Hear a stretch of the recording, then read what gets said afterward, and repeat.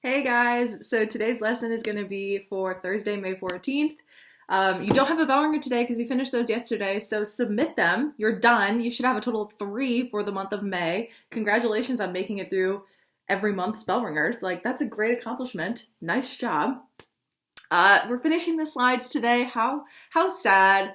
I know we're all ready for summer, as much of a summer as we can actually have, but I know we're ready for that. It's still very sad to finish off a unit. You did it though. Good job. Good job. Take a minute to just be like, wow, we're finishing this unit. We won't get through obviously we didn't get through all the slides, which is okay. I didn't think that we would, but wow, nice job. Nice job.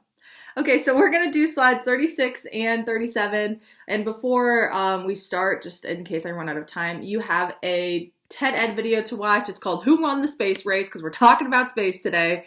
And I'll link the video in the live agenda and also the discussion thread as well. So go ahead and watch that. It's a fun one because who doesn't love space?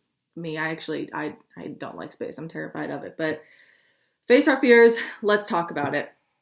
The last things we talked about was the Kennedy presidency and how youthful he was and what a young president and his family, and they're being active, and this is great. He's going to have change in the White House, but also some people were scared of that.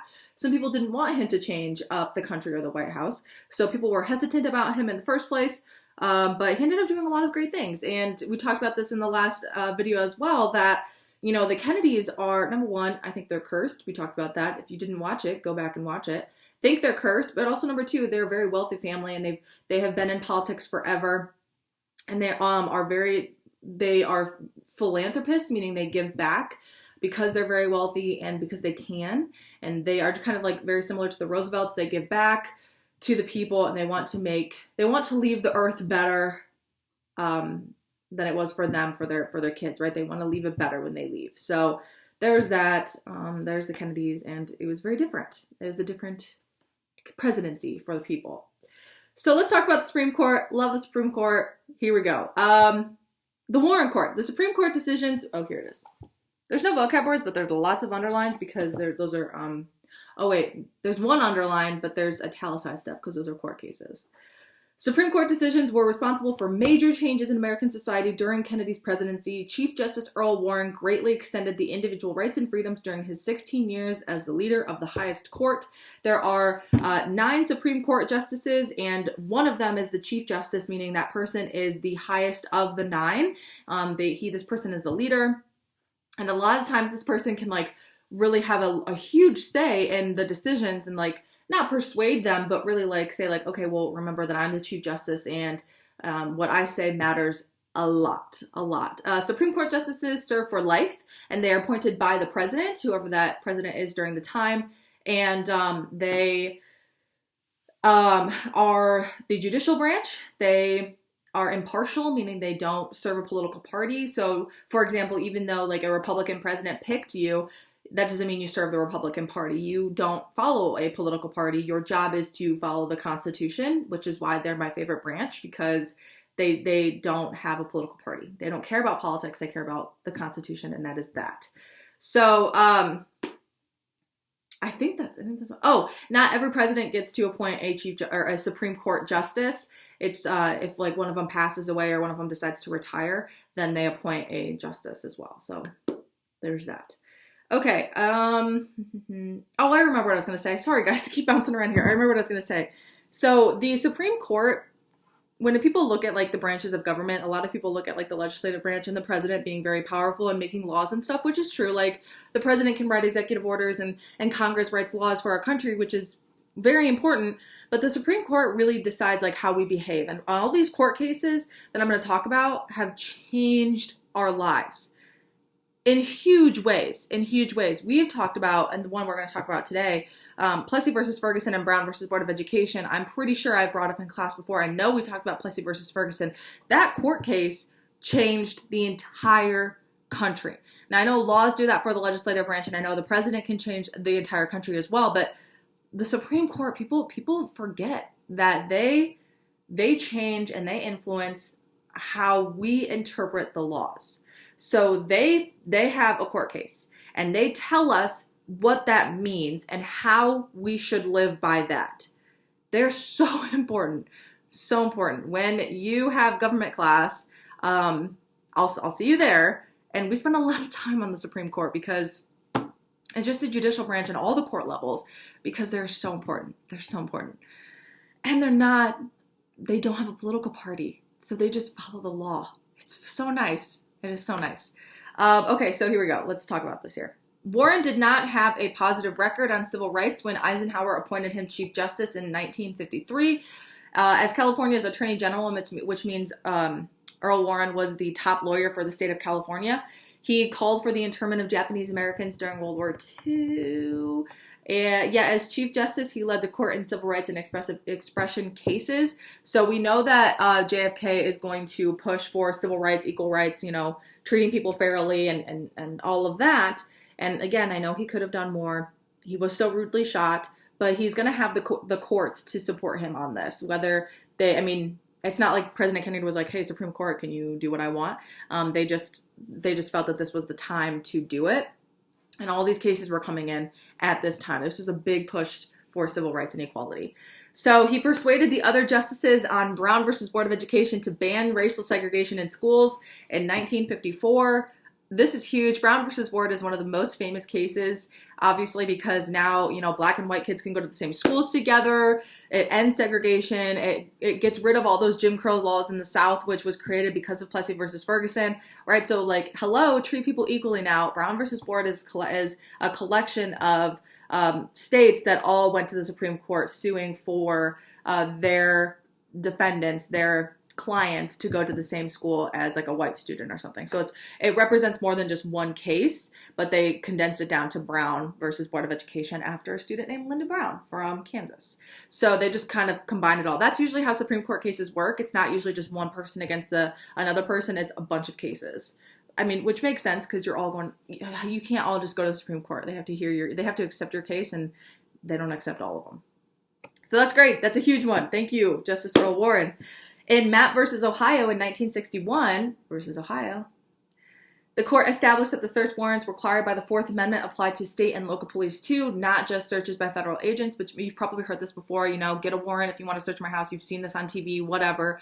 That applies. That's in the Fourth Amendment, and that used to just be for the federal government now, and because of that court case, it gives rights to people in local and state governments as well, because now you have to have a warrant, right? So that gives us more rights, which is good. In Gideon versus Wainwright, in 1963, the court ruled that states must provide free lawyers to poor persons being tried for crimes. This gives us, the Miranda rights of if you can't afford, you have the right to an attorney. If you can't afford one will be appointed to you. That is our Fifth Amendment, and now that says that we must get a lawyer for free if we can't afford one. In Engel versus Vitale in 1962, the court defined religious guarantees of the First Amendment by banning formal prayers in public schools because it's a public school, and not everybody is religious, and that should not be forced upon the schools to do if you're forcing somebody to pray even though they might not be religious. So that's giving us more rights. Our First Amendment says we have the right to religion, or you don't have to practice religion, right? So that's giving us more rights, which is so good. So good. This is such a great time period for the Supreme Court because look at all those rights that they gave us. That's awesome. That's awesome. Next slide. The space program. Guys, this is our last slide, and we get to look at fun pictures. Look at that. The space program. It's Kennedy's new frontier. We're going to space. Not me. Not me. You will not see me on a spaceship. No. Kennedy's foreign policy crisis helped to create the space program to symbolize the new frontier, the exploration of space. Remember, we're in the middle of a Cold War. We're in the middle of an arms race with the Soviet Union, and everyone's mass producing these weapons, and then all of a sudden, the Soviets come up with Sputnik, and they have gotten to space before us, and we're like, nope. That's not gonna fly with us. In April 1969, the Soviet Union launched the first human into space in one orbit flight. It was nearly a year before the United States astronaut John Glenn matched the Soviet accomplishment. So now we are in the Cold War, we have an arms race, and now we have a space race. So the Soviets are beating us in the space race. We tried to change our educational practices because, this isn't going to work for us. We really cannot lose to the Soviets here. So we put a year later, we finally catch up, and we put John Glenn in space. He's the first American to orbit, part of our NASA space program. The Soviets believed that their lead in space showed the superiority of communism. Of course they're going to use that. If we were winning the space race, we would say the same thing, but for capitalism, right? We would say like, oh man, look how great capitalism is. So of course they're going to take that and use it to their advantage. Americans were dismayed. Quote, is there any place where we can catch them? Meaning the Soviets. That's what President Kennedy said to his advisors. Dang flabbit, can we catch up to the Soviets? Because this is not okay. May 1961, he made a bold proposal to Congress. This nation should commit itself to achieving the goal before this decade is out of landing a man on the moon and returning him safely to Earth. This is one of Kennedy's most famous speeches. He's from Massachusetts, and his accent is just so strong in this speech, and it just sticks out to my head. Like, he says, this nation should commit itself to achieving the goal before this decade is out, right? It's just so Massachusettsan. It's awesome. It's awesome. So if you can find that speech, I would definitely listen to it. It's awesome. And so, yeah, now we have a goal of landing a man on the moon, and everyone's like writing, like, imagine like the reporters like sitting there like, oh man, this is a great speech. And then he says landing a man on the moon, and everyone's like, sorry, what did he say? Because that is a huge goal, and we just got somebody to orbit, meaning float, which is a huge accomplishment. Just float up and around the Earth. I mean, like, what? Now he wants to put somebody on the moon? How do you do that? Like, this is wild. Space is a crazy thing, and it's so scary, and we don't know what we're doing. We have not the slightest clue on what space is like. What is it like up there? There's no oxygen, so what do we have to have? What should our suits look like when we go up into space? Also, all of the money that it's going to cost, because this is so much money. And eventually, 1969, in July 20th, 1969, we make it to the moon. We have John Glenn, Neil Armstrong, and Michael Collins. I said John Glenn. Oh my gosh, no. It's Neil Armstrong, Michael Collins, and Buzz Aldrin.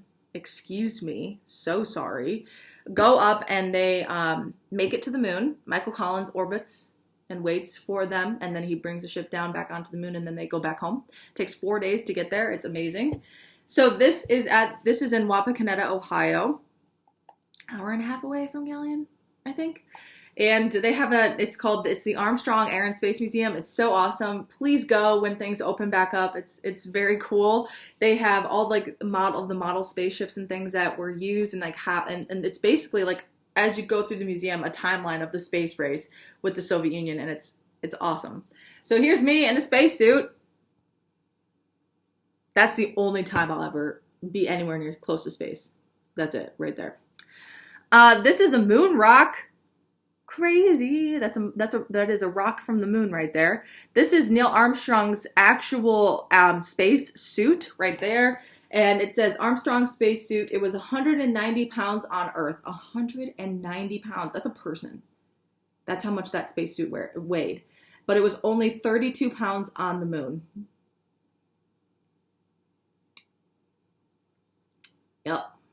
Yep. See, all of this stuff, you have to figure out all of this before you do that. I mean, like, that's wild. Oh, God. That is wild. And this is Kennedy's speech right here. I took this when I was at JFK's museum in Boston. That is a copy of his speech of basically having the goal and establishing the goal of putting a man on the moon before the decade ends. Which he does, which we do. I mean, it's 1969. So from 1960 to 1969, we are planning to put a man on the moon, and we do. Well, I don't. They do. Scientists do. So there it is, guys. That is it. That is the last slide that we're going to do for the year. Ah, how sad. Don't forget to watch that TED Ed video. Don't forget to make your summaries. Make them good, because that is it. Turn in your bell ringers. You should have 3. This unit, you should have 25 slides. Turn them in. I'll open up the test next week, and then that is it. That is it. You did it. You did it. Good job, guys. All right. I'll see you.